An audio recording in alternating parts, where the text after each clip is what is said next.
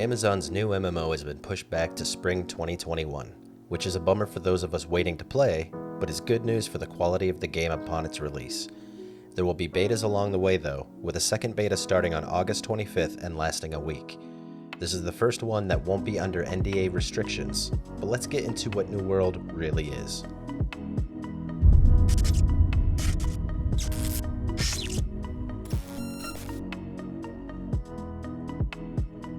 Developed by Amazon Game Studios, New World is a buy-to-play open-world MMORPG with no subscription model, set in an alternative version of the 17th century on Aeternum, the Eternal Isle, a mysterious island full of growing corruption and untold power. Arriving on Aeternum's shores, you begin to discover the remnants of previous visitors to the island, warriors of bygone ages, doomed adventurers, and many creatures of legend that have succumbed to its corruption.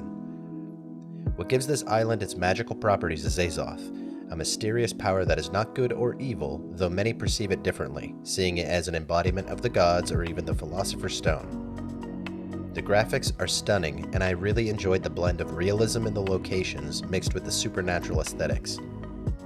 Characters look incredibly detailed in their attire, and enemies have an intensity and dark tone to them that really represents the power and danger associated with them. The game has undergone many changes since its first reveal. It changed from a PvP-focused game that allowed fully looting other players upon defeat to being evolved into more of a sandbox MMO without the severe PvP looting. There are still events involving significant PvP engagement though, such as 50 vs 50 wars over territories, but there has been more focus put on questing, exploring, and crafting lately. There will probably be other changes along the way, with more endgame activities implemented before its full release. Speaking of crafting, this is how you will acquire most of your gear.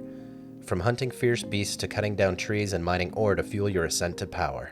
While some gear can be looted or received as quest rewards, it doesn't seem to be quite as significant as what crafting your gear can do for you. With endless trade skill progression, you could potentially become the most skilled tradesman on your server. With combat, there is a big focus on timing, placement, and tactics. It's a live action type combat with a feeling akin to Dark Souls with an Elder Scrolls Online kind of blend. Clicking to attack or block and also dodging, but also having a small action bar of useful skills. With ranged attacks, you have to manually aim your shots, which adds a nice shooter kind of feel to combat. As far as character building, the game is a classless system where the weapons you use dictates your playstyle and abilities. There is a good selection of weapons from swords, staves, rifles, and more, allowing melee, ranged, and spellcasting builds. You also have multiple weapon slots to switch between, allowing multiple loadouts for different situations. You level up weapon mastery on usage and unlock more skills to use within those masteries.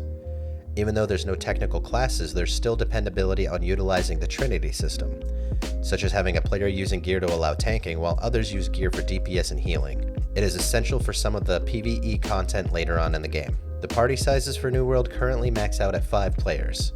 And also, there will be ways to respec your character, so playing around with different build variations should be easy enough to do. While questing and progressing your character, you will discover towns full of NPCs and auction houses and quest boards. While you complete activities in these zones, you can level up your reputations within each zone, allowing certain perks that can lower shop prices, increase gathering speeds, or even increase experience gained within those zones. Within the towns as well, you can also purchase housing once you have gained enough reputation and currency. The housing is customizable with furniture and decorations. With New World being developed by Amazon, they also mentioned that having an Amazon Prime account can also get you future in-game items and cosmetics.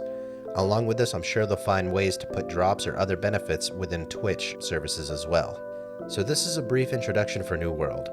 There will be many New World videos coming in the future, so feel free to hit that subscribe button to see those videos as soon as they get released.